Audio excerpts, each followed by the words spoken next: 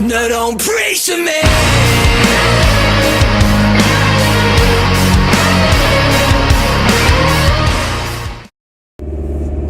Morning, what's up Flex family? It is like 8:32 in the morning, October 2nd. As you can see, I probably look like shit. It's early as hell and I just don't want to fucking be awake, but you have to be. School has me at school at like 12 o'clock today, and this is pretty much the only time I get to work out because I have to work after school. So yeah, 8:30 a.m. workouts when you're stiff and tight, you know, there's nothing better. It's like 5 degrees outside, it's cold as shit. I think I mentioned that already, but I'm tired, which I also mentioned, so just, you know, bear with me. So yeah, today's pull, we have a strength pull day today, so it'll be lower volume, working up. I don't know if I'm going to pull or not today, like deadlifts or not. I don't know if I feel like it. I haven't really been pulling conventional in the past few months just because of the fact that, yeah, and for all you form police, I have proper form. I know how to pull a bar from the ground without hurting myself. It's just the fact that I just don't think my body likes them all that much. I'm always stiff after I foam roll, and it just makes me, I don't know, I don't really feel great pulling conventional, and I find that it really affects my my squat day the next day. So yeah, I do have my lower after my pull day. But anyway, I'm rambling. So it'll probably just be an accessory back day. Some pendulum rows. I usually like to use those as my compound movement. But I wanted to talk about something that was actually brought up in a class of mine in school recently, and that was the where's this stop sign? Sorry, that was the topic of bulking with a number, being in a surplus with a number. So counting macros during a surplus, using macros, macronutrient ratios, and just basically counting calories in the surplus. So sorry, there's so many stop signs in Canada. I don't know, for all you guys listening and watching from different countries, like if you ever come to Canada, just don't be, I warned you. Okay, so counting your macros in a surplus or while bulking. What do I think of it? What are the pros and cons of using common sense versus counting? I just want to touch up on those very quickly. I've found off of personal experience that I mentally like to use, just once I reach my full surplus number, which is about 3,100 calories a day, which puts me at about a 350 calorie caloric surplus. I prefer to use common sense, but that is only when you reach a certain point in your lifting career, and I'm not saying by any means that I'm an experienced lifter, because I'm far from it. And that's a whole nother topic. But I find that for people who are new to counting macros and counting calories, that, you know, even though it gets bashed on a lot, keeping yourself, documenting what you eat, counting, and using proper macronutrient ratios off of sites like, like My Macros or MyFitnessPal during a caloric surplus are not a bad thing. Some people call it obsessive. I think it's quite a good idea. It keeps you as lean as possible while gaining. So for a lot of people that, coming out post competition or post cut in general, that don't want to pack on unnecessary weight too quickly, I think the counting macros are a good way to do it, because it allows you to increase in a more transitional sense. So instead of just going right from, let's say if you're a 130 pound male who was cutting on 1,900 calories a day or 2,000 calories a day, and then you immediately jump up using, if you stop counting and then you immediately intuitively you're eating 3 to 3,500 calories a day, obviously, it's going to shock your metabolism. You're not going to be able to process all those calories efficiently, and instead of burning them off, they're going to sit dormant. Your body is fat. So counting macros for somebody like which gets into the topic of reverse dieting. So for a lot of people, reverse dieting is just counting macros back up to your caloric surplus. So coming out and adjusting your macros. So from 1,800 to 2,000 weekly, and then another week you add another 200, so it goes to 2,200 to 2,400 consecutively. You can go in different caloric intervals or increments, however you want to say it. But so for newer lifters, I think that counting calories in a surplus is a good thing, because of the fact that it allows you to document where you are in your gaining phase and where you should be, and how long it's going to take to gain a certain amount of weight without putting on too much excess fat in the process. But on the other hand, I think that when you reach a certain point in your lifting career, when you're a more experienced lifter, more experienced with your caloric counting, and you've been doing it for longer, that using common sense honestly isn't a bad thing, and it's not any better or worse. I just think I like to use it as a mental break personally. So for me, which I'll be starting my reverse diet back down into a deficit in late December, coming up for my contest prep, which will be in April, I believe, or the contest will be in April. But I'm obviously going to be counting calories going back into a deficit, because I personally believe that everybody should be counting macros in a deficit. But that's a whole other story, because you need to be more precise when you're trying to lose weight, because obviously it's not as easy to lose weight using intuitive eating as it is to gain weight. But anyway, sorry, I like to ramble a lot. Back to the point. So gaining weight using intuitive eating, I don't think is a bad idea in any way, but I do think that you need to know where you are in terms of macronutrient intake daily without using a calorie counting app. So for example, somebody who's been counting calories for years, who over time you start to develop almost like an intuition of how much you're taking in without even looking at the app. So you get used to seeing portions, and then you get used to seeing portions, and so for constantly when you're counting 3/4 a cup of oatmeal, for instance, in the morning, you can almost eyeball it after a while. You start to go, okay, well, this is half a cup, this is 3/4 of a cup, and over time you'll just realize, just by eyeballing, even without measuring or using a scale, you'll be able to roughly measure, not to a T obviously, but how much you have in your bowl, or how much you have on your plate, how much you've put in your pen. And so for gaining, I think that's, it's good because you don't have to put a scale under your plate or your bowl every time. You don't have to use a measuring cup every time you take a meal out. And you can honestly just, give yourself a serving and base it on what you see. So obviously, like I said, not to a T, but if you want 2 servings of, ice cream or frozen yogurt as a snack, you don't have to put it on the scale. You can eyeball it, and it'll usually be pretty accurate if you're a good calorie counter. Any good calorie counter can get it to probably within a 50 to 75 caloric radius, which I found. I like to kind of just veer away from calorie counting for my bulking phase, which is about 8 months of every year, just to give myself a mental break. You just don't always have to rely on those scales. You don't always have to rely on those measuring cups and those apps. And, after every single time you eat a protein bar or a cracker, it's, you're on your phone, and it's, it gets to you after a while. Obviously it's a good thing because it makes your deficit more efficient. You can do it quicker.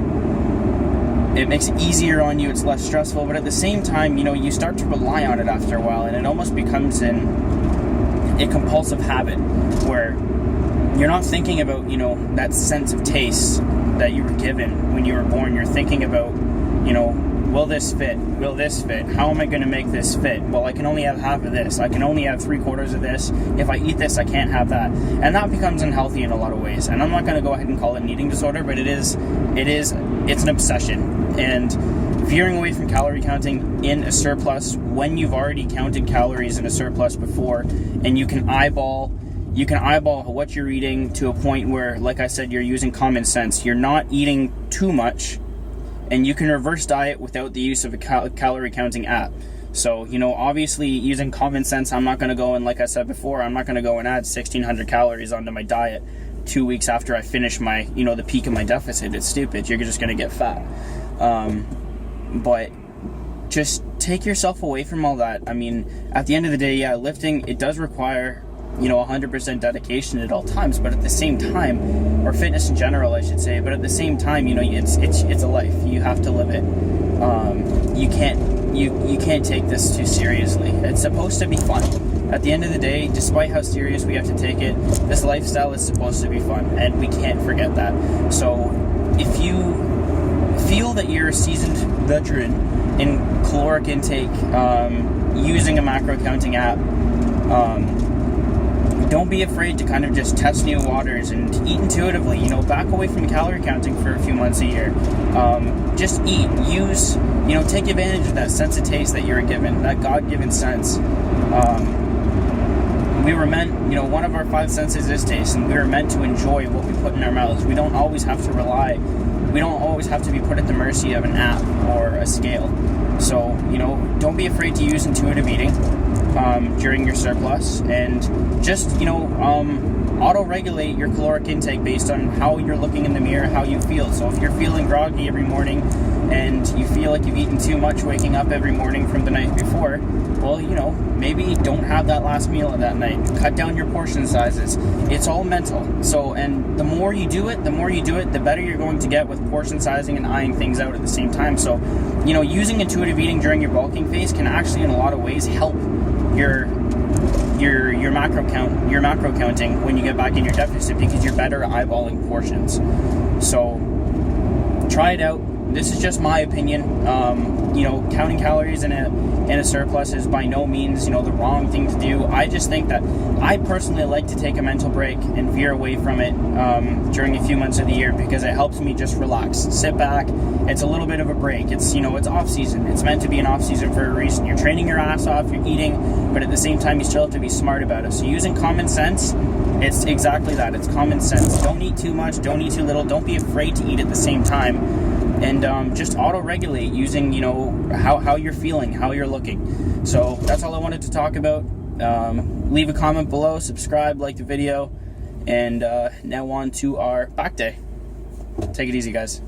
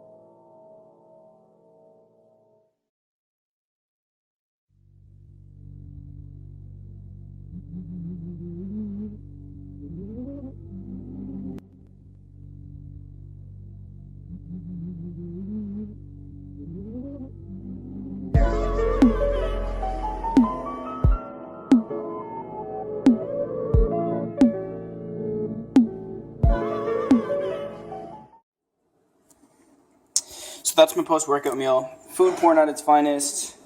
I know it looks like ghetto eating, but it's not. It's actually really good. So I've got 2 eggs, 2 slices of Dempster's 12-grain toast with some shredded mozzarella cheddar cheese. Now, I know it looks like a lot, but this is actually only half a serving total. So it's about a quarter serving each. So the cheese is going to account for about, we'll say, 6 grams of fat. If that, probably about 4 grams of fat. Each slice of toast is 2 grams of fat, so we have 8 grams of fat total plus the 2 eggs, so 18 fat approximately. I was talking about intuitive eating and just, knowing what you're taking in versus counting macros and how you pick up and become more knowledgeable over time. So I just wanted to kind of give you guys an example. So we have 18 fat total, would be my educated guess. And with the ketchup, the toast, between those two, I'm going to say about 38 carb. And with the protein, the cheese, the egg, and just a little bit in the toast, I'm going to give it about, this is minus my shake. My shake's got another 27 grams of protein. But these all together, I'm going to say probably about between 19 to 21 grams of protein. So there you have it. Eat smart, but enjoy life at the same time. This is meal number 1. Thanks for tuning in, guys, and I'll see you next time. Peace. You got hell to pay.